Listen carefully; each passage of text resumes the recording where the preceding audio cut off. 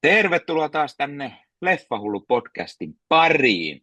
Tällä kertaa jutellaan vähän Pingviinisarjasta, eli Matt Reevesin The Batman-leffan spin-off-sarja, minisarja, ainakin vielä toistaiseksi, jota siis tähdittää Colin Farrell. Ja meikäläinen pyysi mukaan vähän juttelemaan Pakko katsoa kanavan Samin.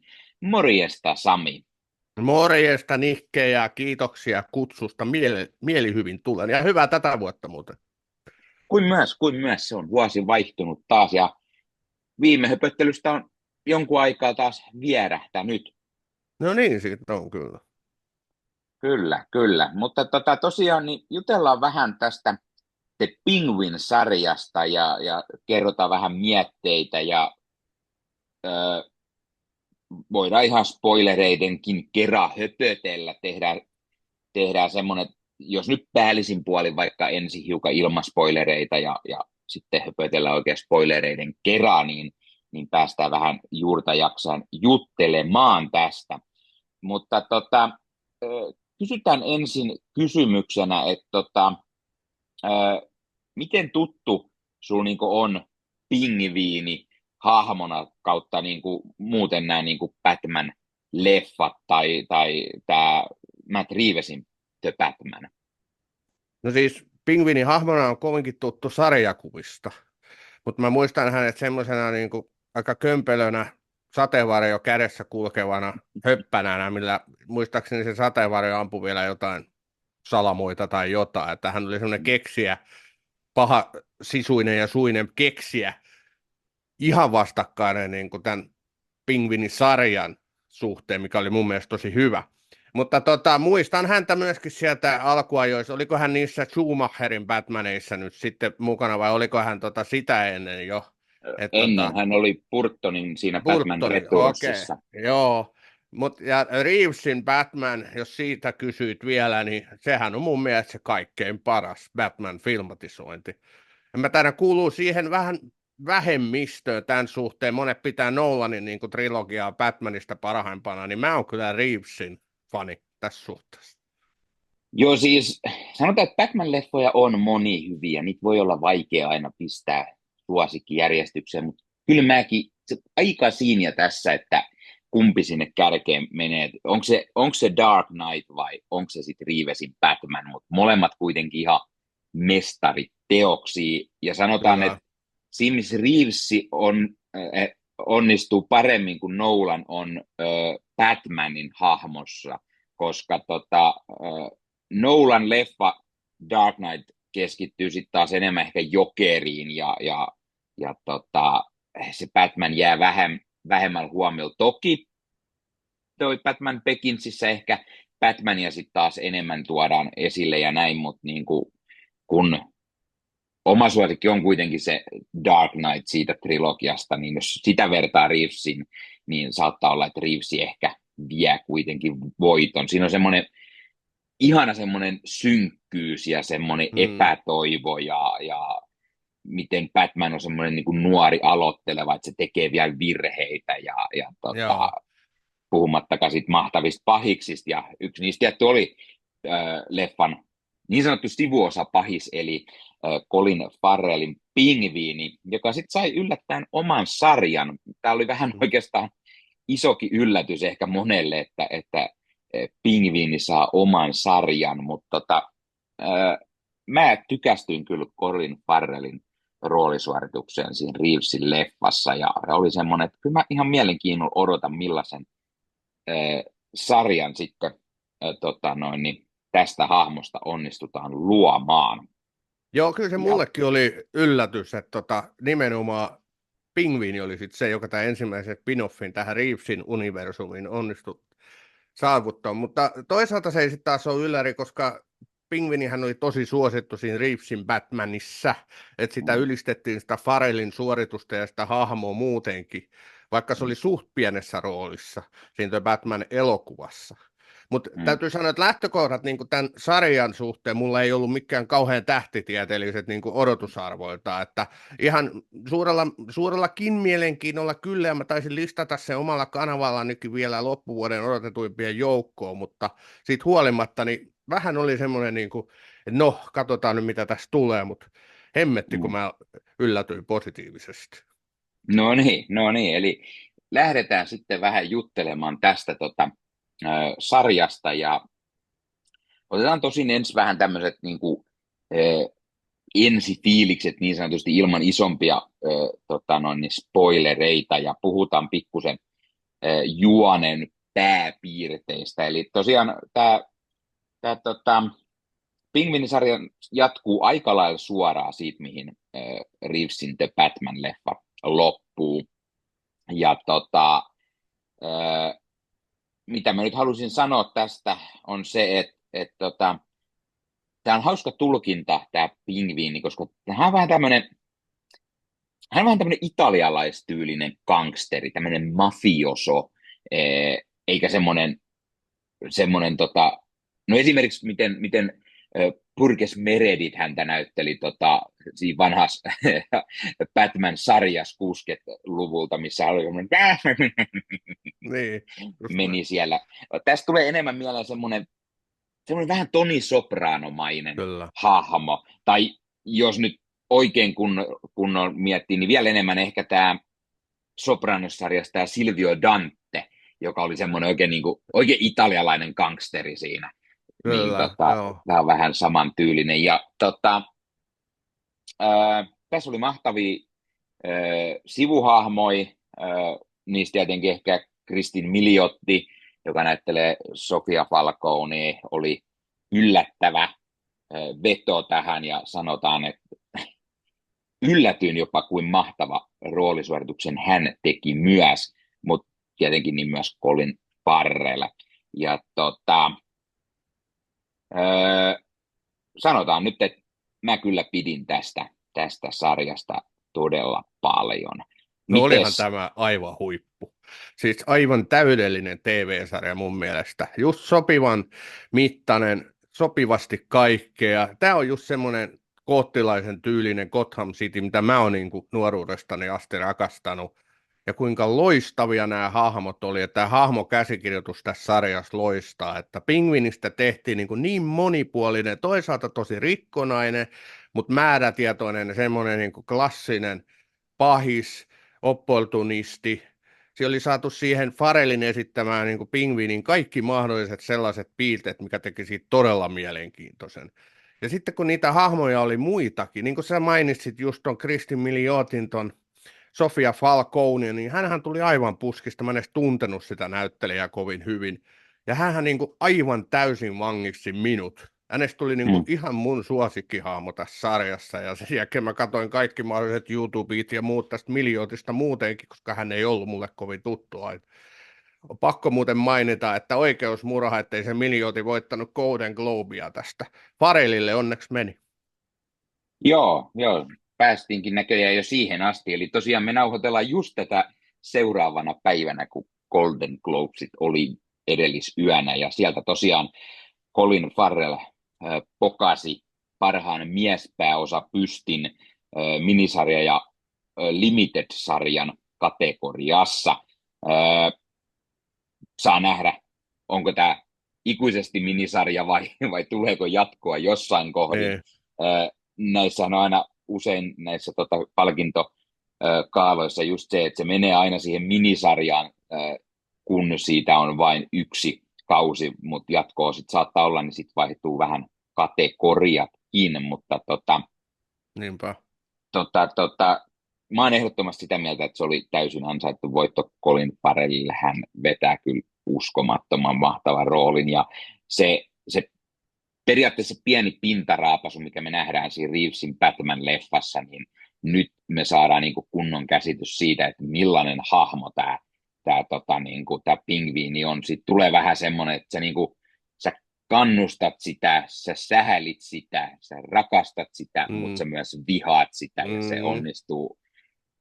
se onnistuu olemaan oikeasti todella hyvä pahis, ja siinä missä Pingviini ei ehkä koskaan ole ollut se Batmanin pahiksista se semmoinen niin kuin ykkönen. Siellä on ehkä monella aina just joku jokeri tai arvuuttaja, kaksinaama, jne, niin pingviini on aina vähän jäänyt sinne niin kuin taustalle, ehkä vähän semmoiseksi P-pahikseksi, jos näin voi sanoa, Kyllä.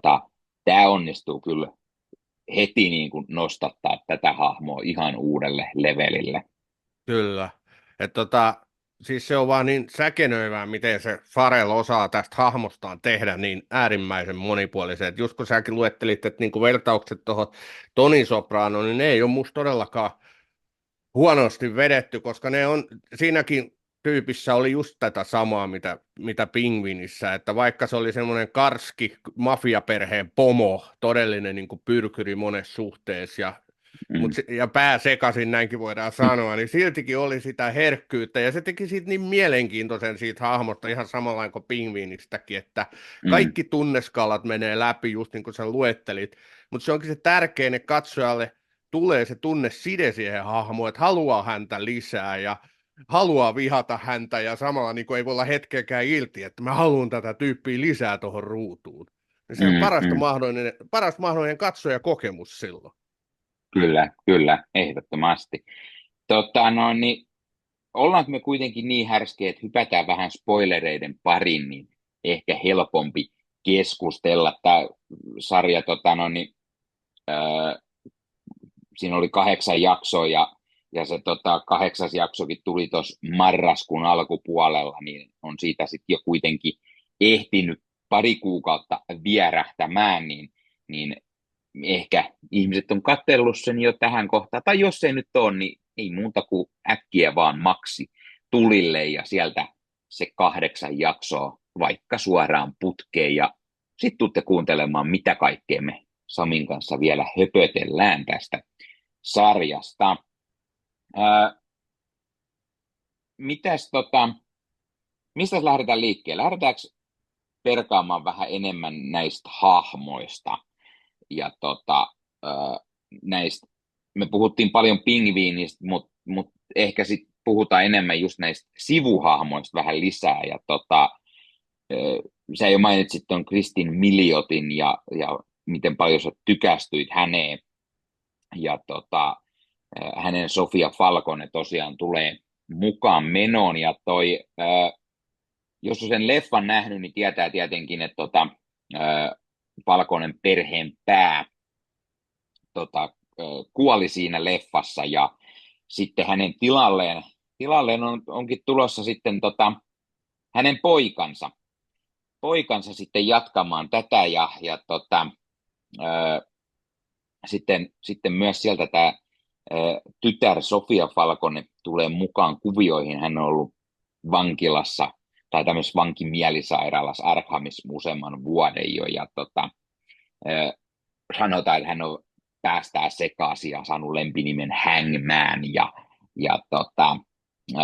miten hänellä on sitten tähän pingviiniin eli Oswald Koppiin menneisyys, niin kuin oikeastaan näillä kaikilla muillakin gangstereilla selvästi on. Ja tämä on niin kuin siitä hauska, että tämä sarja ottaa ne 2 tutuinta ehkä Batman rikollisperhettä, eli Falconet ja Maronit, ja tuo ne niin kuin isosti mukaan. Ja tämä on niin kuin hauska siinä mielessä, että Pingviinillä on molempien gangsterisukujen kanssa historiansa, ja oikeastaan kaikkien näiden päätyyppienkin kanssa vielä jonkunlainen historia, ja miten se sitten onnistuu näiden kaikkien kanssa niin kuin olemaan riidoissa, mutta niin kuin silti se yrittää samaan aikaan vähän joka langasta vedellä siellä. Tämä oli tosi mielenkiintoisesti tehty. Ja tämä Sofia Falcone, joka siihen tulee sitten mukaan kuvioihin, niin oli kyllä uskomaton veto. Ja siis sarjakuvista jonkun verran tiedän on myös TVn puolella varsinkin niin ollut joissain sarjoissa tämä hahmo mukana, mutta niin kuin nyt vietiin todella eri levelille tästä. Ja niin kuin mä tykästyin tosi paljon, ja siis niin kuin sä sanoit, ehkä että oli vääryys, että ei Williotille tullut vielä pystiä Golden Globesista, mutta ehkä ne loppuvuoden emmyt sitten siellä odotteleepi. Ehkä tämähän ei ollut mulle tuttu hahmo entuudesta. Mä en muista Batmaneita lukiessani törmänneeni tähän hahmoon.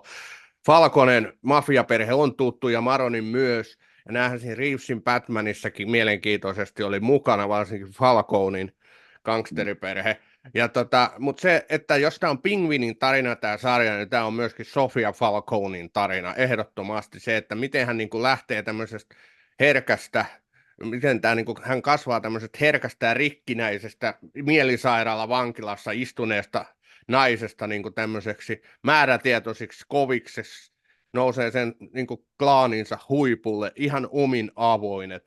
Se on uskomattoman hieno tarina, kaari häneltä. Ja tämä Falco, tai tämä Milioti, kuin hienosti hän osaa tuoda tähän rooliin kaikki kanssa sen mitä se hahmo niin kuin vaatii, että se olisi mahdollisimman syvä ja siinä olisi mahdollisimman paljon niin kuin mielenkiintoa ja sielua.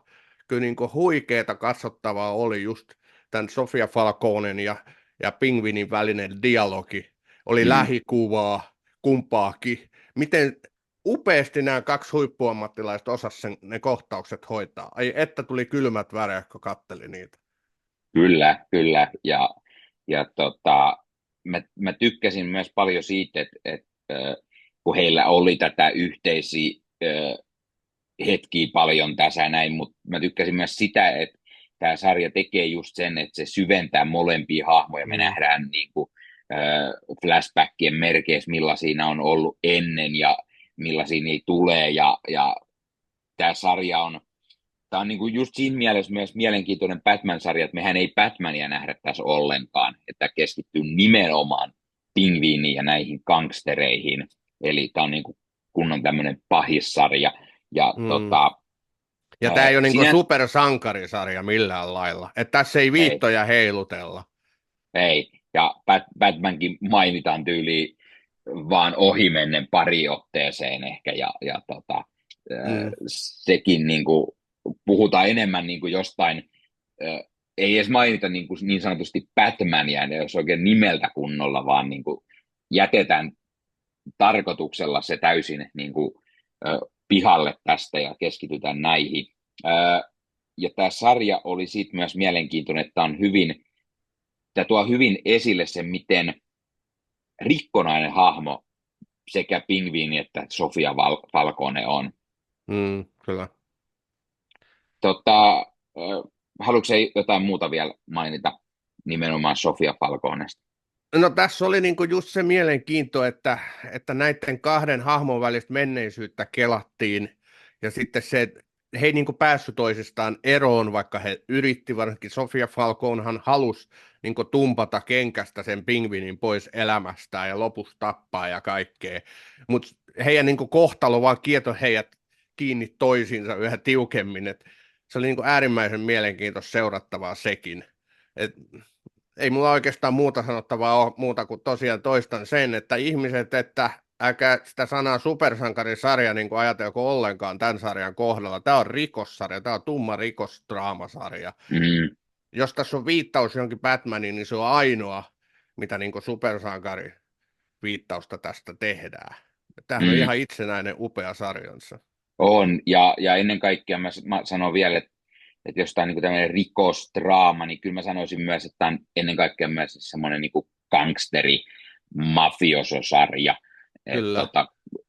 Mä oon itse aina rakastanut nuoresta asti, tai niin nuoresta kuin mä muistan teini-iästä asti, niin kaikki mafialeffat ja kyllä, niin kuin sarjat. Sopranos on yksi all-time favoriteja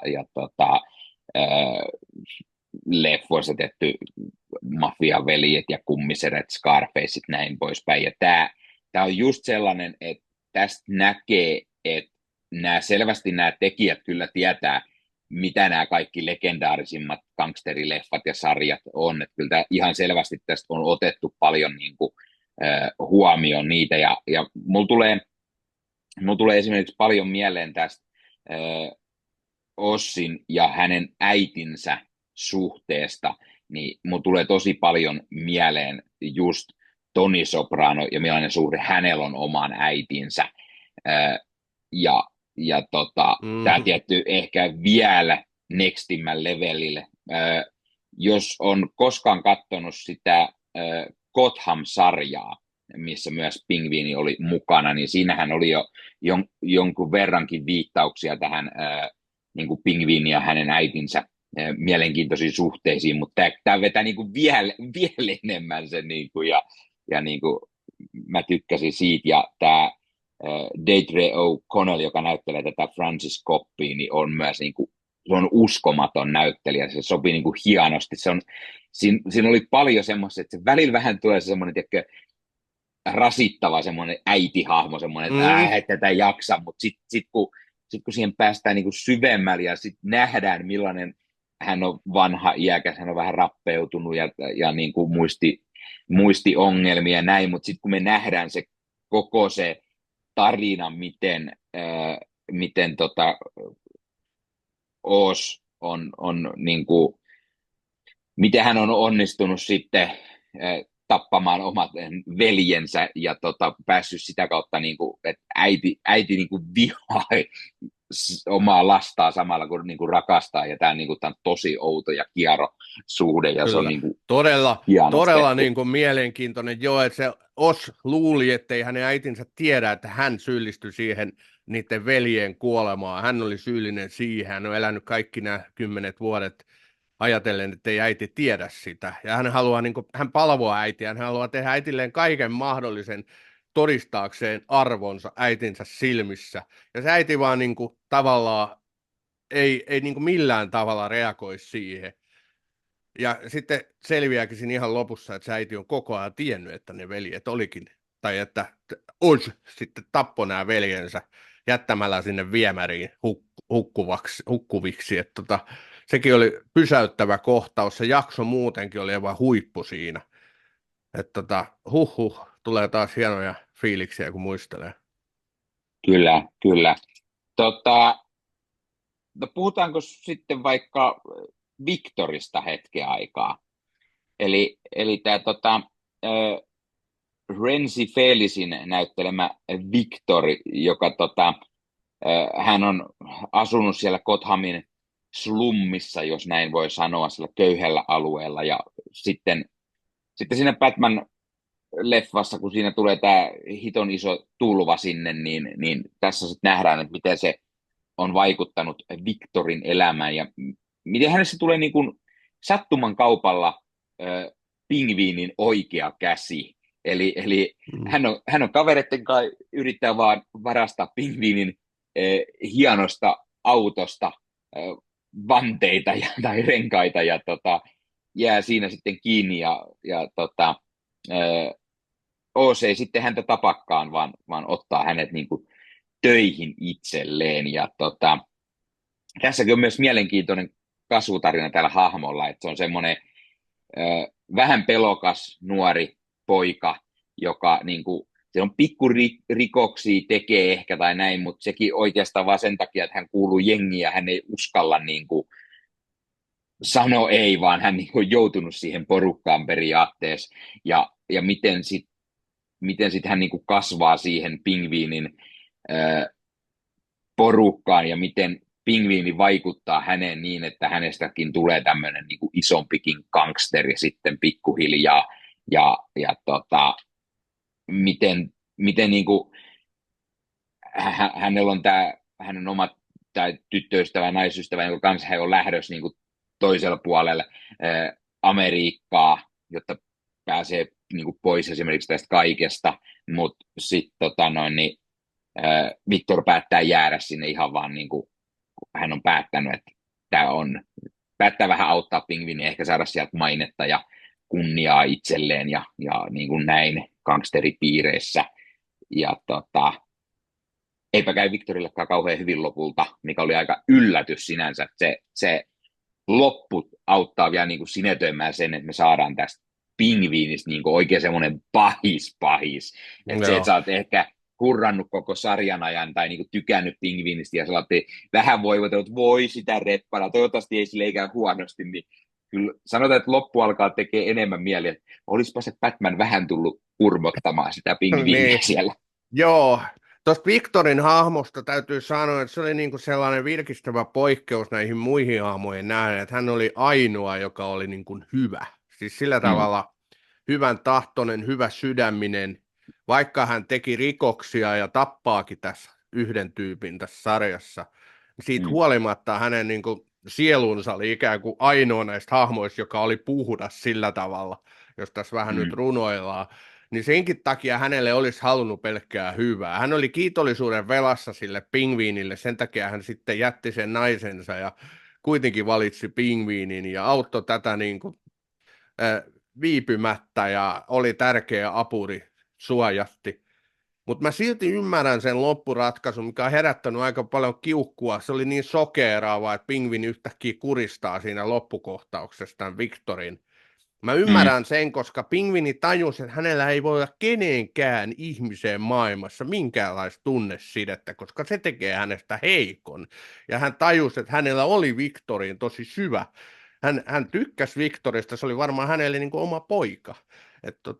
Sen takia se teko oli äärimmäisen raaka, mutta se oli tietyllä tapaa looginen pingviinin näkökulmasta. mm, mm. Ää, tota, ää, hypätäänkö seuraavaan hahmoon? Anna palaa. Tota, ää, mä haluan tuoda tähän väliin esiin tämän Theo Rossin näyttelemän tohtori Julian Rushin, joka on tämmöinen Arkhamin psykiatri, josta sitten tulee jonkunlainen Sofia Falconen rakastaja tai jotain vastaavaa, ja hän on tämmöinen mielenkiintoinen kierrosuhde. Mä jotenkin tykkään aina Theo Rossista, kun häntä näkee. Mä tykästyin hänen aikanaan Sons of Anarchy-sarjassa, jossa hän oli useamman kauden aikana mukana. Nyt oli jotenkin hauskaa, kun mä katoin tämän Netflixin uuden joululeffan Carry On, jossa hän oli myös mukana. Ja niin kuin, sitten hän oli just niin kuin hetki aikaisemmin tässä näin. Theo Rossi onnistui olemaan kyllä ihan mielenkiintoinen semmoinen, hän onnistui aina näyttelemään semmoista, niin kuin, että sä et oikein tiedä, että onko hän ihan niin kuin, tämmöinen hyvä hahmo vai onko hän niin kuin pahis, että manipuloiko hän koko ajan vai yrittääkö hän niin kuin auttaa. Hän onnistuu tosi hyvin tässä psykiatrin roolissaan tämä on just semmoinen, että moni ehkä mietti sarja-aikaa, että tuleeko tästä Victorista joku isompi hahmo, että onko hän joku Victor Freeze, Mr. Freeze siis nuorena tai jotain, että yritetäänkö tähän tehdä. Mulla tuli ensimmäisenä tästä Julian Rushista mieleen se, että onko tämä jonkunlainen Scarecrow-variantti, niin kuin, että yritetäänkö tästä tuoda niin No. kuin Scarecrowta mukaan, mutta sitten mä katsoin myös netissä, niin moni oli epäily, että olisiko Julian Rushista tulossa jonkunlainen Hugo Strange, joka monelle esimerkiksi on tuttu tästä Arkham videopelisarjasta, jossa Hugo Strangella oli isompi rooli. Hän on just semmoinen ultimaattinen nero manipuloija ja jonkunlainen tohtori myöskin, mutta koska tämä hahmohan on ilmeisesti täysin tätä sarjaa varten luotu, niin monella tietty aina fanilla tulee semmoinen faniteoria, että onko tässä kuitenkin joku Joo. muu hahmo Hyviä, kyseessä. hyviä teorioita. Mä en ole itse noihin törmännyt ollenkaan. Ja nyt kun sä noita luettelet, niin näähän on äärimmäisen kiehtovia ajatuksia, että miten nyt sitten käykää. Pikkusen mut tämä hahmo jätti tuossa sarjassa etäisessä. Hänellä oli kuitenkin sen Sofian niin kuin oikeana kätenä ja rakastajana tietysti tärkeä roolinsa. Ja hän oli ainoa tästä nyt sitten porukasta, Sofian porukasta, joka jäi edes henkiin, jos muistan Mm, oikein. mm. Sikälikin. Tämä Theo Rossi, tämä näyttelijä, ei ole kyllä mulle missään kohtaa aiemmassa tuttu. Ja kun sä sanot Sons of Anarchy, joka mulle on ollut kuitenkin tosi tärkeä sarja, 5 ekaa kautta, niin ei mulla tullut mieleenkään mitään roolia hän siinä edes näytteli, mutta toki siitä sarjasta on kyllä pitkä aika jo.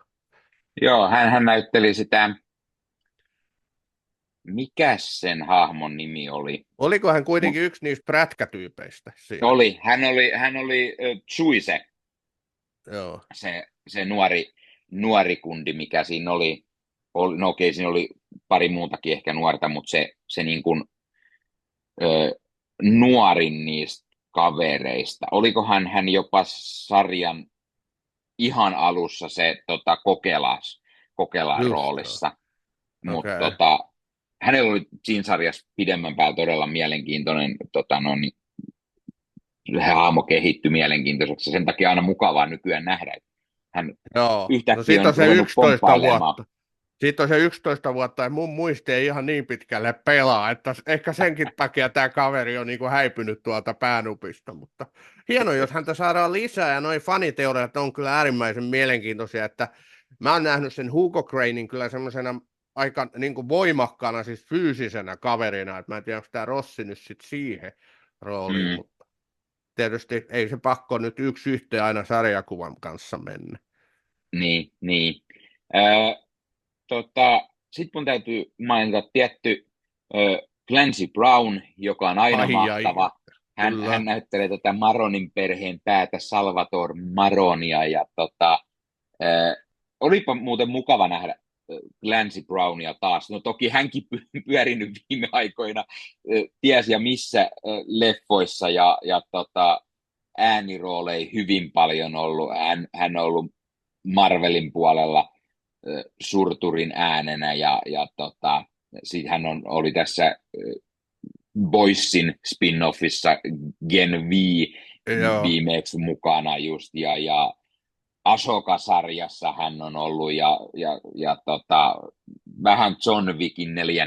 osassa ja niin kuin mä tykkään siitä, että hän on viime aikoina taas ollut tosi paljon kaikessa mukana ja Clancy Brown on just sellainen niin kuin näyttelijä, hänellä on tosi semmoinen tunnistettavan syvä ääni ja onnistuu aina hyvin semmoisissa kunnon niin kuin pahisrooleissa. Ja mun mielestä Kyllä. sopi tosi hyvin tähän Maronin perheen pään rooliin.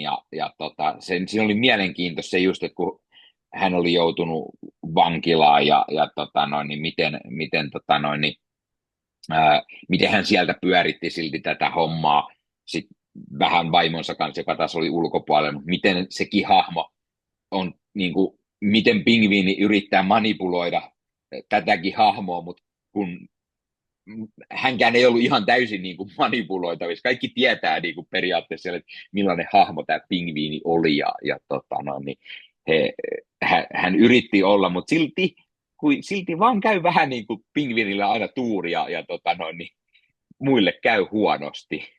Niin, se oli se palapeli, sakkimatsi, mitä toi Pingvini osasi taitavasti pelata, mutta kyllähän välillä otti semmoisia riskejä, että mä kans mietin, että nyt tulee kuula kalloon, mutta aina hän vaan sitten niistä pahoista tilanteista jotenkin uiskenteli karkuun. Clancy Brownia on yhtä lailla kuin sinäkin kehuit, niin munkin kehuttavat. On kyllä äärimmäisen hyvä näyttelijä. Just semmoisiin tiettyihin rooliin sopii aina kuin valettu. Että semmoinen pahis, joku pyrkyripoliitikko tai sitten tällainen niin kuin korruptoitunut tyyppi muuten, mafiaperheen jäsen tai näin, niin aina sopii loistavasti. Kyllä, ja mä tykkään myös tästä, joka näytteli hänen vaimoaan, tämä Shohreh Aghdashloo, jos lausun pätkääkään oikein, iranilainen näyttelijä, hän on ollut siis, mä muistan aina hänet 24-sarjasta, jossa hän oli, en nyt muista millä kaudella hän oli mukana, mutta niin kuin, hänellä on paljon tällaisia niin kuin roolihahmoja, mistä mun mielestä aina kun sä kuulet, hänellä on myös semmoinen hyvin tunnistettava ääni, aina kun sä kuulet sen, niin sä mietit heti, että aha, tää hahmo, tää näyttelijä tää taas, ja hitto vie, että onkohan hänellä nyt kaikki puhtaat jauhot pussissa, että näyttelee usein just vähän sellaista niin kuin kieron olosta hahmoa, tai jotenkin hänestä huokuu aina se semmoinen, vähän niin kuin aasisilla hypättynä, niin Michael Kelly, joka näytteli tätä Johnny Wittiä tässä mukana, ja hän on myös just semmoinen näyttelijä, että aina kun hän näkee, niin sä oot aina heti sellainen, että jaaha, tämä No niin. kaveri on taas mukana. Tämä on kyllä uskomattoman myös semmoinen niin kuin, pikkusen niin kuin pahismainen tai tämmöinen, niin kuin, vaikka hän näyttelisi kuin jotain FBI:n agenttia tai vastaavaa, niin jotenkin hänestä tulee. Mä tiedän, johtuuko se aina siitä hänen House of Cards-sarjan Kyllä, hahmostaan, just että siitä. Se on niin kuin juontaako se aina leimannut hänet. siihen? Joo, se on leimannut hänet, että mä jo silloin niin kuin inhosin sitä hahmoa.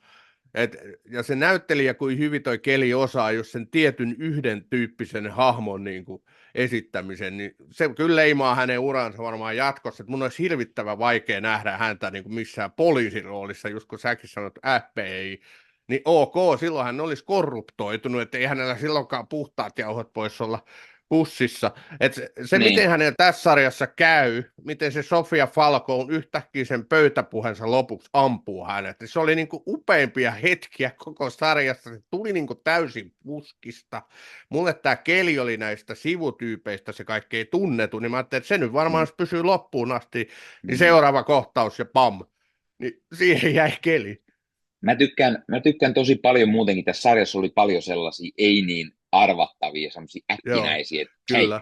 tapetaan tämä tyyppi. Ja miten niin kuin yhden kohtauksen aikaan esimerkiksi Sofia päättää pistää niin kuin haisemaan. Et esimerkiksi se, kun hänellä oli mennyt lopulta hermot ja sitten hän niin kuin kaasuttaa koko sen perheensä Joo, siellä niin kyllä. kuin ihan vaan, jotta niin kuin, mutta jättää kuitenkin tämän yhden sinne, jotta Henki, hän, niin, niinku, just niin, sen jotta hän Sonny voi Wittin. kostaa, niin, jotta hän voi kostaa vielä enemmän sille ja näyttää sille, että hitto vielä sä teit just niin kuin minä sanoin. Joo, kyllä. Joo, se oli siis äärimmäisen hienosti rakennettu kohtaus. Se oli kyllä niin hyvä. Ja se vaan Oli. kertaa, just niin kuin sä sanoit, se yllätyksellisyys, että vaikka säkin katsot telkkaria niin pirusti niin kuin minäkin, että mikä nyt enää voi yllättää. Niin tässä Mm-hmm. sarjassa kuitenkin niitä yllätyksiä riitti ja se kertoo siitä käsikirjoituksen laadusta, että tähän oli todellakin panostettu.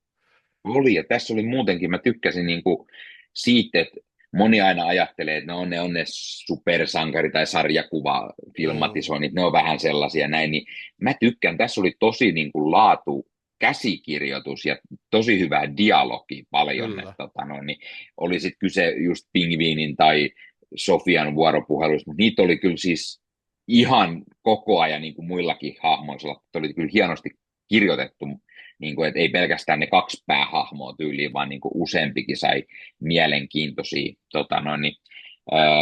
keskusteluja. Mutta mä haluan ihan pikkusen palata sen verran, kun sä sanoit, että Michael Kelly ei koskaan niin kuin, voisi näytellä FBI:n agentti, niin hänen periaatteessa hänellähän on tämmöinen vähän sen tyylinen rooli tässä Jack Ryan TV-sarjassa.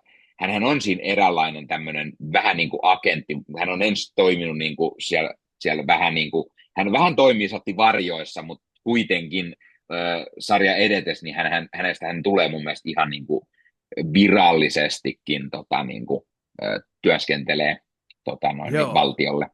Ton mä olin unohtanut. Mä oon siitä Jack Ryanin kattonut 2 kautta muistaakseni. Ja muistan Ja, Kelin kyllä nyt, kun se mainitsit, mutta joo, ei aiemmin tullut mieleen. okei.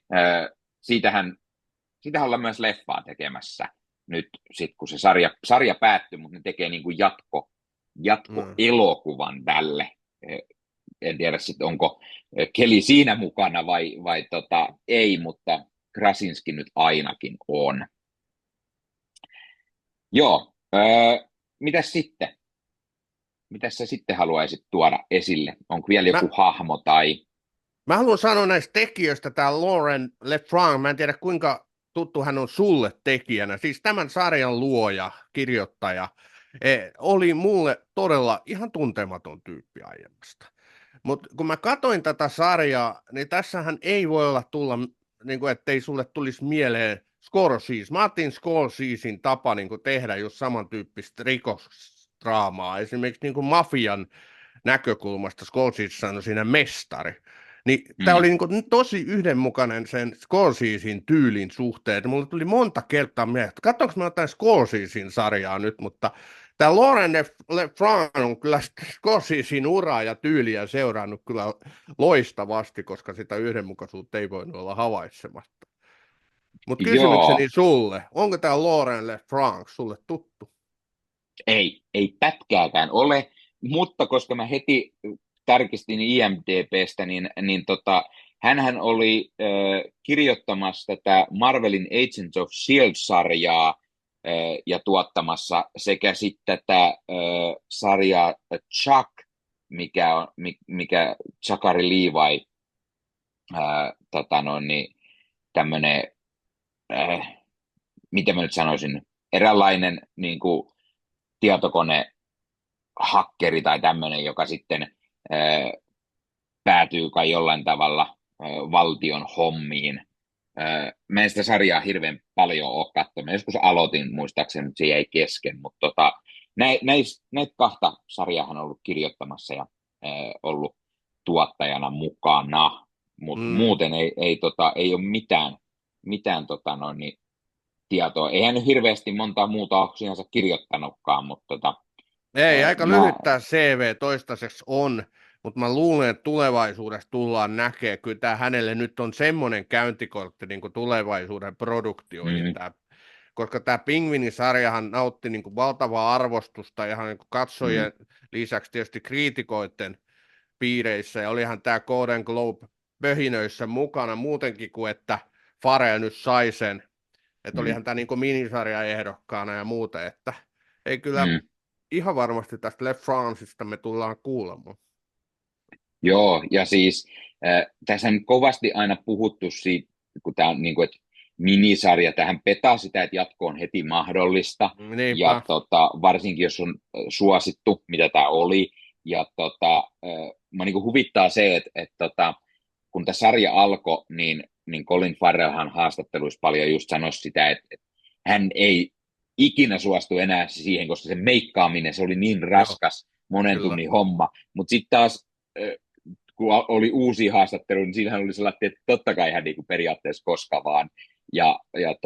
Nyt hän Golden Globe voitti, mä katoin tämän hänen voittopuheensa, niin siinä hän just sanoi sellainen, että kun hän voitti ja hän oli sellainen, jaha, tämä taitaa tarkoittaa sitä, että jatkossakin meikkaus on se, että voi olla, että joutuu enemmän meikattavaksi, joten en tiedä, Ai, oliko tämä hän heti antoi niinku ymmärtää, että jatko on luvassa. No ei olisi yhtään yllättävää. Jo mäkin niitä Farrellin haastatteluita lukenut, että hän myöskin inhosi sitä hahmoa niin paljon, että sitä oli vaikea näytellä, mutta ehkä Mm. just siitä sen takia onnistui tekemään siitä niin äärimmäisen hyvän. No kyllä, ja ehkä nämä kaikki on aina kuitenkin jonkunlaista PR, jotta, On, jotta ihan saadaan ihmiset varmasti. kiinnostumaan heti siitä, että tuleeko tälle mahdollisesti jatkoa. Ja nythän on ollut paljon huhuja erinäköisistä spin-offeista, muistakin näistä hahmoista. Siellä huhuttiin heti Jokerille omaa sarjaa, mikä sitä Mm, ammuttiin kuitenkin alas, että ei ole tulossa. Meillä on kuitenkin oletettavasti Jokeri on niin iso hahmo, että hän tuodaan ehkä enemmän just leffan puolella tämän The Batmanin jatko-osan mm. esille sitten. Ja sitten kuitenkin Warneri ja DC, niin heillähän on just 2 Jokeri-elokuvaa täällä.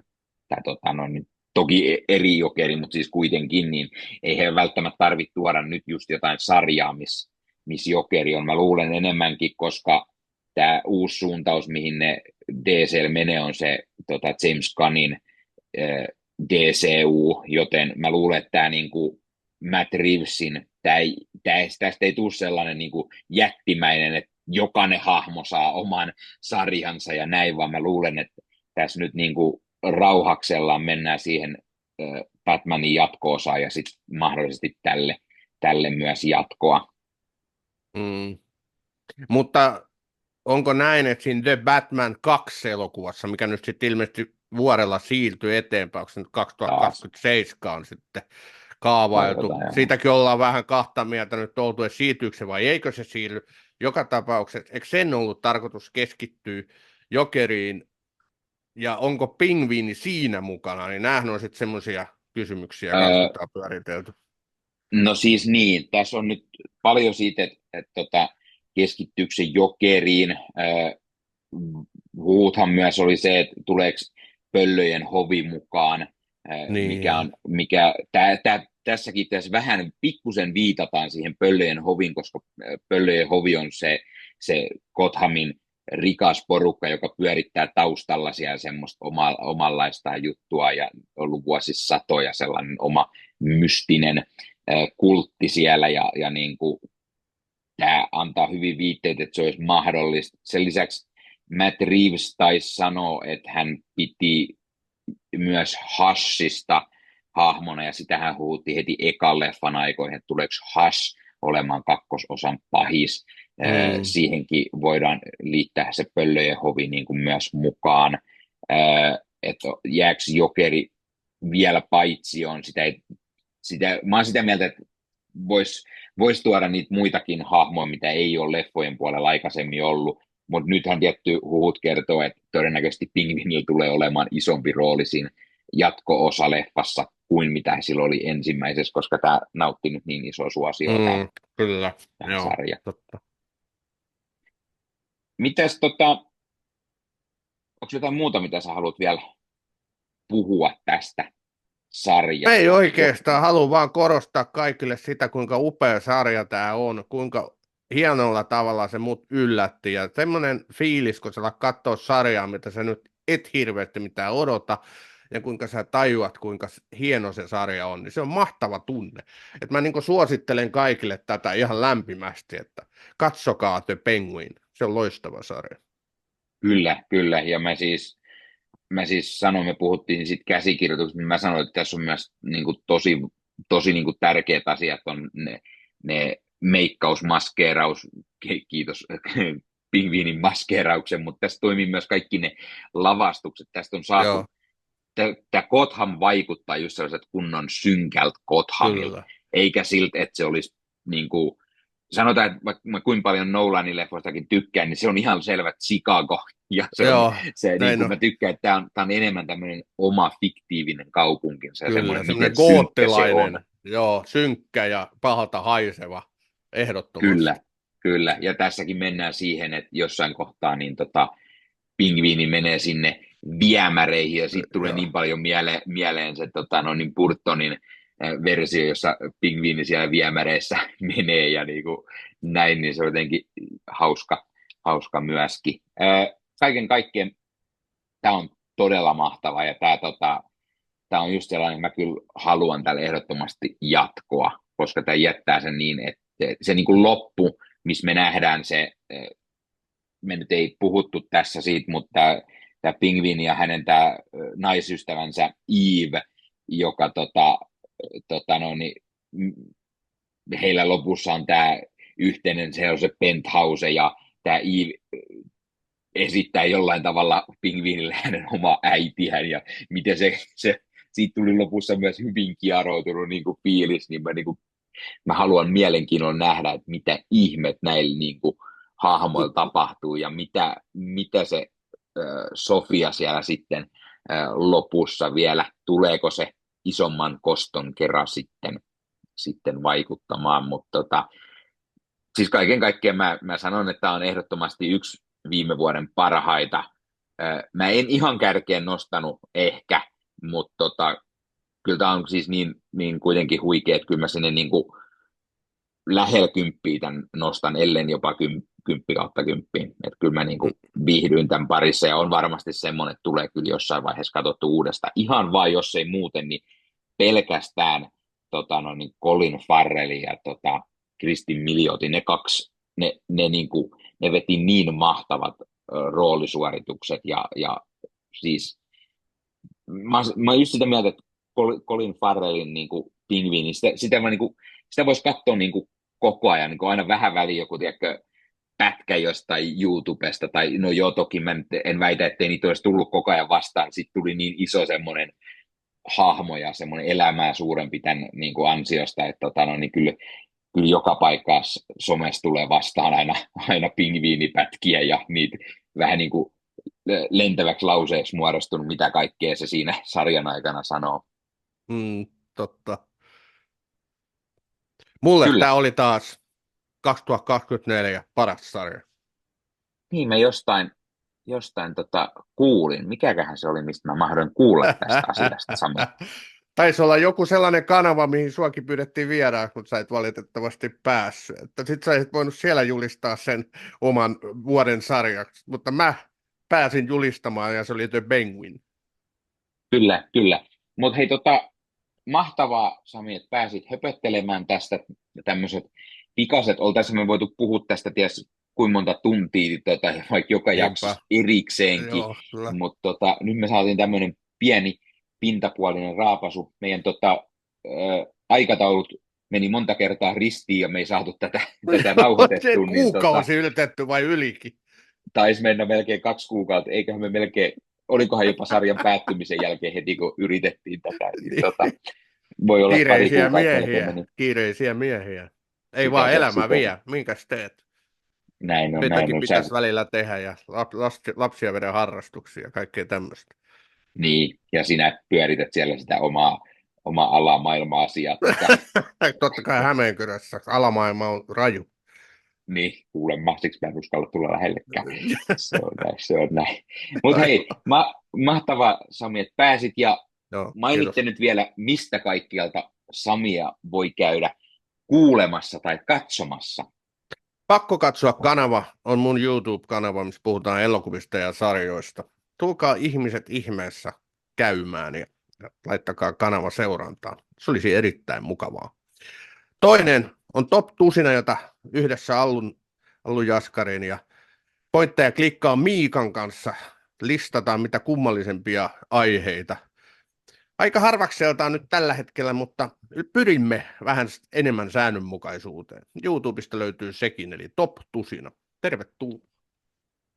Kyllä, mahtavia molemmat ja ehkä mä vielä jonain päivänä änkeän itseni taas johonkin sinne mukaan höpisemään, kun saadaan taas aikataulut sopimaan. Voi olla, että menee puoli vuotta taas ennen kuin me keritään, mutta toivon mukaan ei ihan Mutta niin ehdottomasti. Ja tervetuloa, pakko katsoa kanavaa. Ja katsotaan joku toinen aihe nyt, niin haluan sut ehdottomasti vieraaksi.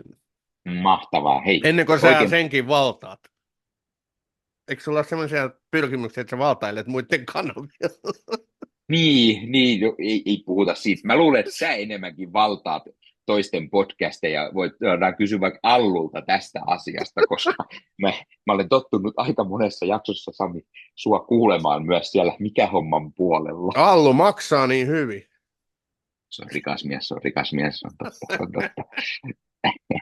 Kyllä, ei vaan. Kiitoksia Nikke tosi paljon. Tämä oli mukava tulla sun vieraaksi. Hei, kiitos oikein paljon ja hei, muistakaa, pistäkää peukkuu ja juuri näin. Kanavat tilaukseen ja laittakaa kommentteja, mitä mieltä te olitte Pingviinistä sarjana, roolisuorituksista tai haluatteko te nähdä jatkoa tai jos te haluatte nähdä jonkunlaista muuta spin-offia, esimerkiksi just tästä Matt Reevesin The Batman-leffasta, niin mikä hahmo olisi sellainen, millä te haluaisitte tuoda? Tai joku semmoinen, että tuodaan vaikka oma sarja ennen kuin me nähdään siellä Batman-leffassa. Onko joku sellainen, mikä... Tai haluaisitteko te nähdä, että James Gunnin näistä tulevista leffoista, vaikka Superman, niin sieltä tulisi jonkunlainen, no miksei vaikka Nicholas Holtin Lex Luthorille oma TV-sarja? Niin, aivan. Hyviä kysymyksiä. Kyllä, mutta hei, kiitos oikein paljon ja ensi kertaa. Kiitos sulle. Nähdään. Moro. Ja hei, jos katsot YouTuben puolelta, niin pistä peukkuun, jos pistä kanavat tilaukseen, muista kellosta päälle. Näet aina, koska tulee uusia videoita ja sen lisäksi auttaa kanava kasvamaan. Eli kiitos kaikille, jotka olette kanavan tilanneet. YouTuben puolella siellä on jäsenyydet, superominaisuudet päälle. Sieltä voi jäsenet tulla kanavan jäseniksi ja sieltä saa erikoismainintaa esimerkiksi tohon nimen, kun on kanavan jäsen ja sit saa erinäköisiä hyviä asioita. Näkee ennakkoonkin. Esimerkiksi tämänkin on nähnyt varmasti jo aikaisemmin, jos on kanavan jäsen, tämän videon sieltä ja muita videoita tulee. Esimerkiksi täällä on paljon täällä leffahuoneessa kaiken näköistä, mistä on tulossa lähiaikoina varmasti video, niin niitäkin näkee sitten ennakkoon, kun on kanavan jäsen. Joskus tulee jopa pelkästään jäsenille tarkoitettuja videoita.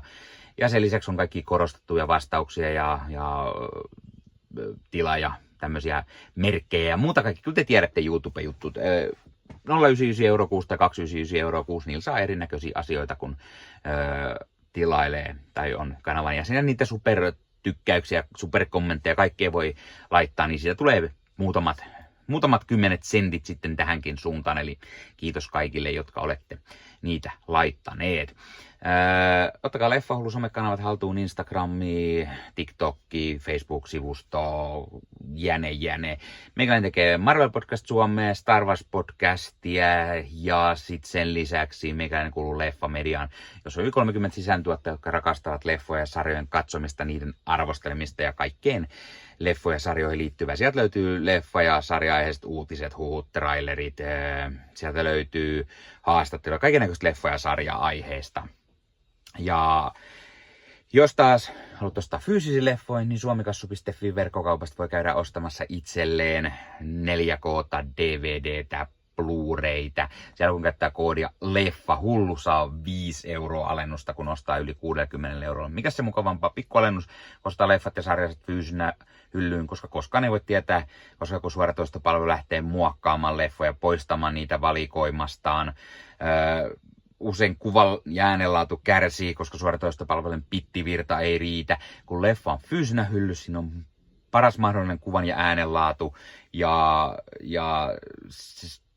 silloin niin kuin tietää, että varmasti saa laatu. Sen lisäksi fyysinen leffoissa on esimerkiksi bonusmateriaaleja elokuvan tekemisestä. Ostat jonkun erikoisjulkaisun, tyylikäs steelbook vaikka tai premium-julkaisu, niin tulee kaikennäköistä lisähärpäkettä myös mukana, magneetteja, julisteita, kirjasta, vihkosta sen leffan tekemisestä, kaikennäköistä muuta mukavaa. Sen takia fyysinen formaatti on aina jees. No niin, tämä oli Leffahullu podcast tällä kertaa. Ei muuta, ensi kertaa. Se on moro.